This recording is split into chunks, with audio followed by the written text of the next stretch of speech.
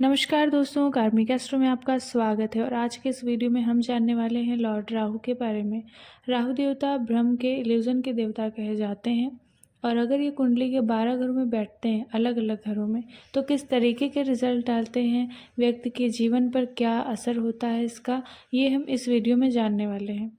राहु देवता deep desire को भी दिखाते हैं, तो कुंडली के जिस भी हाउस में बैठते हैं उस हाउस से रिलेटेड डीप डिज़ायर उस व्यक्ति के अंदर ऑटोमेटिकली आ जाती है।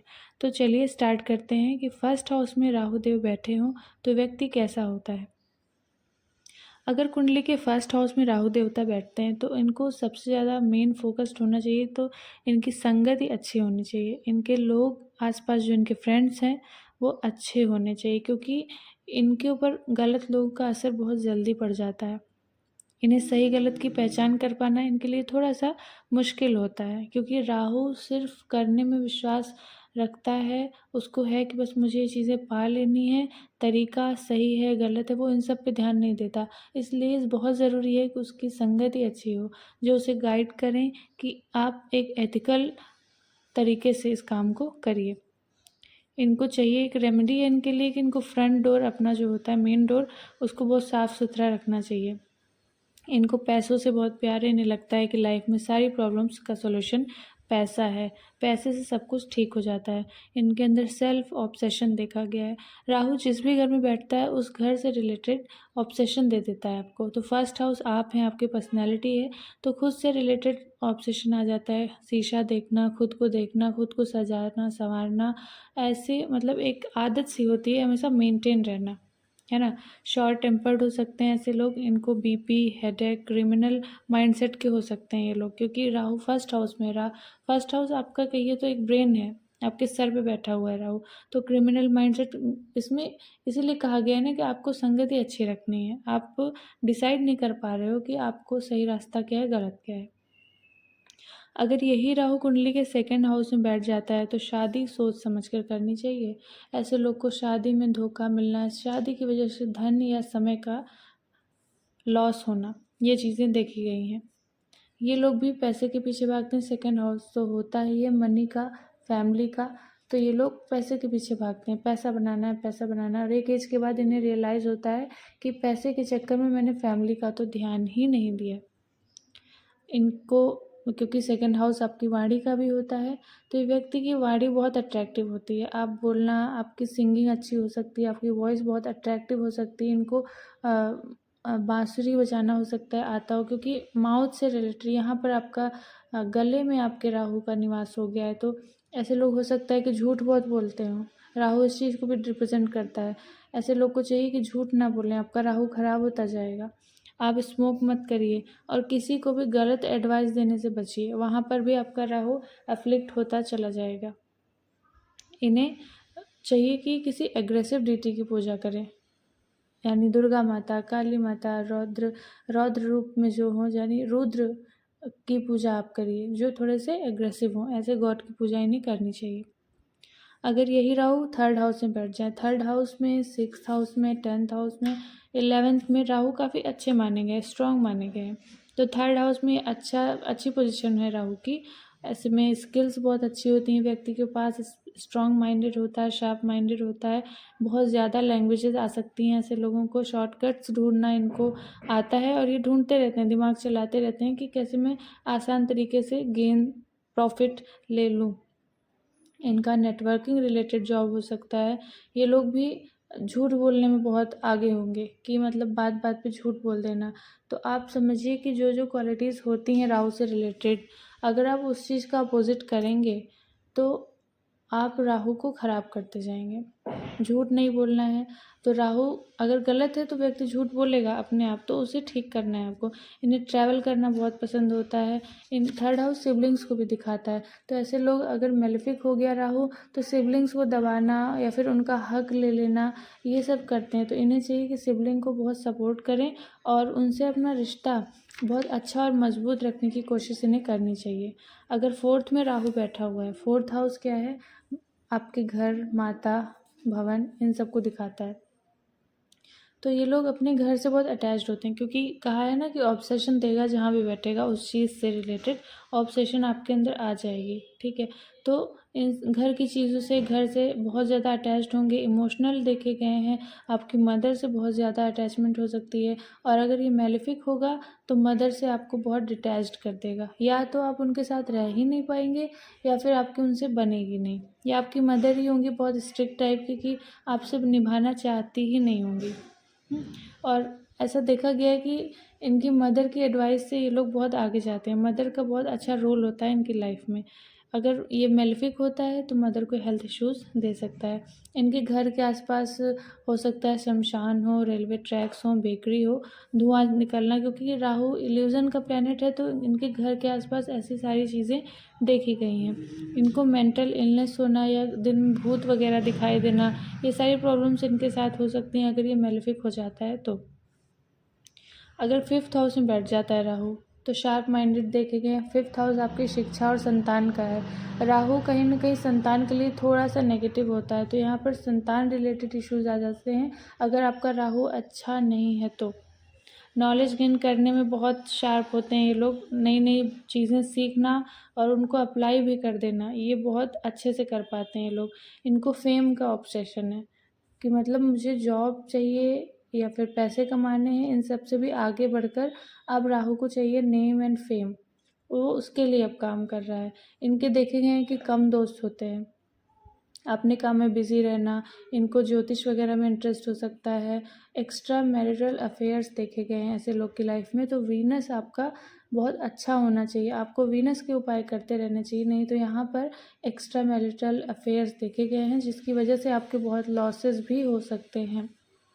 देखा गया है कि इनके स्पाउस डिफरेंट कल्चर से भी आ सकते हैं। ये लोग बहुत सेंसिटिव भी होते हैं, इन्हें माइंड रीड करना आता है, और बहुत कंट्रोलिंग पावर भी देखा गया है यहाँ पे बैठे हुए राहु का।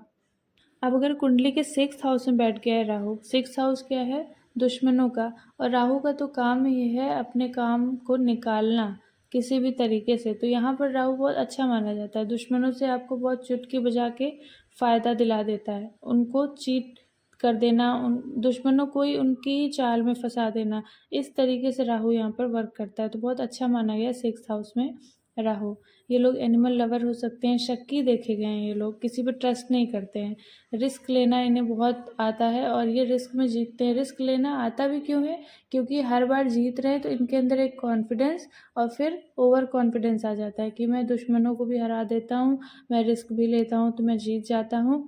तो इनके अंदर एक ओवर कॉन्फिडेंस आ जाता है, उससे बचना चाहिए इन्हें।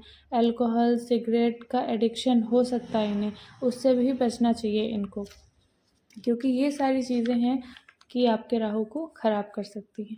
अब अगर राहु कुंडली के 7th हाउस में बैठ गया, 7th हाउस आपके स्पाउस का है, बिजनेस का है। यहाँ पर व्यक्ति थोड़ा कंफ्यूज देखा गया है। कन्फ्यूज़न कैसा है? कभी कभी वो बहुत स्पिरिचुअल हो जा रहा है कि मतलब मुझे पूजा पाठ में ही लगे रहना है, ठीक। कभी कभी बहुत फैमिलियर हो जा रहा है कि नहीं, मुझे दुनिया से, लोगों से मिलना चाहिए, मुझे ऐसे भी रहना चाहिए, इतना भी पूजा पाठ में नहीं। बहुत कंफ्यूज्ड माइंड हो जाता है उसका। उसका ऑब्सेशन हो जाता है यहाँ पर अपने पार्टनर से। और अगर ये मेलेफिक हो गया तो दूसरे के पार्टनर से ऑब्सेशन हो जाना, मतलब दूसरे की वाइफ को देखना या दूसरे के हस्बैंड को देखना, ये अगर मेलेफिक हो गया तो ये चीज़ें होती हैं। पार्टनर को हेल्थ इश्यूज़ देखे गए हैं यहाँ पर अगर मेलेफिक हो गया, या फिर पार्टनर इनका इगोइस्टिक हो सकता है। मैरिजेस देखी गई हैं कि फॉरेन में हो जाती हैं या फिर फॉरेन सेटलमेंट हो जाता है इनका शादी के बाद, बहुत ही आर्टिस्टिक नेचर के देखे गए हैं। 8th हाउस का राहु है, तो ये खुद ही एक डार्क प्लेस है। 8th हाउस शमशान है, राहु यहाँ पर बैठ गए हैं, तो फिर व्यक्ति कंफ्यूज हो गया, उसको कुछ नहीं दिख रहा कि मतलब इनको क्या होता है ना, इनको प्रॉब्लम के सॉल्यूशन सेम मिल रहे हैं, पूरा अंधेरा छा गया है, कोई भी एक प्रकाश वाली कोई चीज़ नहीं है। फैमिली की रिस्पॉन्सिबिलिटीज़ इनको लेनी पड़ती हैं, सडन एक्सीडेंट हो जाना, हाई इंट्यूशन होता है इनका। लेकिन क्या है कि कभी कभी हमें ज़्यादा नॉलेज हो गई, हमारा इंट्यूशन ज़्यादा ही अच्छा हो गया, तो हम हमेशा डरे हुए हैं, हमें लग रहा है नहीं नेगेटिव ही होगा, नेगेटिव ही होगा। ये प्रॉब्लम्स इनकी लाइफ में आ जाती हैं। एस्ट्रोलॉजी में इनको इंटरेस्ट होता है, बड़ी बड़ी बीमारियों को हील कर देने की पावर इनके अंदर होती है अगर ये पॉजिटिव हो जाता है तो। इन लोग को रिसर्च में जाना चाहिए, बहुत अच्छा कर सकते हैं उस फील्ड में। अगर राहु 9th हाउस में बैठ जाए, 9th हाउस में राहु उतना अच्छा नहीं माना गया क्योंकि फादर का हाउस है, जुपिटर का हाउस है, जुपिटर राहु कॉम्बिनेशन बन रहा है यहाँ पे। तो फादर को इश्यूज आ जाते हैं हेल्थ में या फिर जॉब में, प्रोफेशन में। और यहाँ पर व्यक्ति को धर्म में बहुत कन्फ्यूज़न रहती है, या फिर वो अपना धर्म बनाना चाहता है, या फिर वो धर्म जो रूल्स बना के रखे हुए हैं उनमें बार बार क्वेश्चंस करना कि ये सच में इतना परफेक्ट है या फिर हमें किसी और तरीके से फॉलो करना चाहिए, ये रिलीजन ऐसा क्यों है, वैसा क्यों है, ऐसे तरीके के क्वेश्चंस इसके मन में आना। इनके स्पाउस हो सकता है कि बहुत गरीब घर से आए हों और बहुत इनको सपोर्टिव स्पाउस मिलते हैं। बच्चों में इश्यूज, मतलब बच्चों में कुछ ना कुछ दिक्कतें आती हैं इनको, और इनके अंदर अगर ये मेलेफिक हो गया है तो दूसरों के धर्म की बुराई भी करते हैं, जिसकी वजह से इनको बहुत प्रॉब्लम्स फेस करनी पड़ सकती हैं। 10th हाउस में राहु हो तो व्यक्ति बहुत स्किल्ड होगा। 10th हाउस का राहु काफ़ी अच्छा माना गया है, बहुत स्ट्रांग होता है यहाँ पर। और ये व्यक्ति हमेशा लाइफ में कुछ अच्छा करना चाहता है, बहुत बड़ा करना चाहता है। उसका रहता है कि मैं मेरी सोसाइटी में जितने लोग हैं उनसे भी कुछ आगे जाकर कुछ बहुत बड़ा करूँ। इसको नेम, फेम, पैसा सब कुछ चाहिए और इन्हें मिलता भी है। ऐसे लोग काफ़ी डिप्लोमेटिक होते हैं, फ्यूचर की सोचने वाले होते हैं, इनकी स्पीच बहुत अच्छी होती है, पॉलिटिक्स में बहुत अच्छा कर पाते हैं ये लोग। और इनकी गलतियाँ पकड़ पाना किसी के बस की बात नहीं होती है। बहुत स्मार्ट होते हैं ये लोग, बहुत स्मार्ट, शार्प होते हैं। इनको चाहिए कि कुछ ऐसा काम करें जो इनके घर में किसी ने ना की हो। कोई ऐसी जॉब आप देखिए जो घर में किसी ने ना की हो, वहाँ पे आपको नेम फेम मिलने की पॉसिबिलिटीज़ ज़्यादा बढ़ जाती हैं। अगर ये राहु कुंडली के 11th हाउस में बैठ जाता है, 11th हाउस आपके फ्रेंड सर्कल का है, आपके गेन्स का है, डिज़ायर्स का है, तो फिर यहाँ पर राहु बैठकर बहुत अच्छा, क्योंकि राहु तो प्लैनेट ही हैं डिज़ायर्स के, तो व्यक्ति की डिज़ायर्स बहुत हाई होती हैं। इनके दोस्त बहुत फ्रेंडली होंगे और शुरू शुरू में देखा गया कि दोस्त इनकी इज़्ज़त नहीं करते क्योंकि अभी व्यक्ति कुछ है नहीं, उसने कुछ अचीव किया नहीं। मगर जैसे ही ये अचीव करते हैं इनको खूब दोस्त मिलते हैं और सपोर्टिव होते हैं इनके लिए। ये लोग मैनेजमेंट में बहुत अच्छा कर पाते हैं, इनकी स्किल्स बहुत अच्छी होती है, मैनेजमेंट स्किल्स। और लोगों को गाइड करना इनके लिए काफ़ी अच्छा होता है, लोगों की हेल्प करना इनके लिए अच्छा हो सकता है। ये लग्जरी लाइफ जीना पसंद करते हैं, पैसा, थोड़ा दिखावा भी इन्हें पसंद होता है अगर इनका जुपिटर गुड है यहाँ पर। क्योंकि बोला जाता है कि राहु अगर 11th हाउस में है तो आपका जुपिटर अपने आप ही अच्छा हो गया। तो व्यक्ति को चाहिए कि थोड़ा ईगो ना रखें, क्योंकि जुपिटर बहुत हाई होता है तो व्यक्ति थोड़ा सा ईगोइस्टिक हो जाता है। इनको डोनेशंस करते रहना चाहिए। अगर आप ज़िद्दी हैं तो वो भी चीज़ें आपको थोड़ी कम करनी चाहिए। अगर कुंडली के 12th हाउस में बैठ गया जो कि मोक्ष का ही घर है, तो व्यक्ति शिव भक्त देखा गया है, शिव की पूजा करने वाले, हेल्पफुल होते हैं, बहुत ज़्यादा हेल्प करने की कोशिश करते हैं, मतलब बहुत दान दे देना, बहुत ज़्यादा मदद करना, अपनी लिमिट से ज़्यादा दान देना। इनको एक डिज़ायर होती है कि लोग मुझे जाने कि मैंने इतना खर्चा किया या इस जगह पर इतना दान दे दिया, एक दिखावे में सारे काम को करना।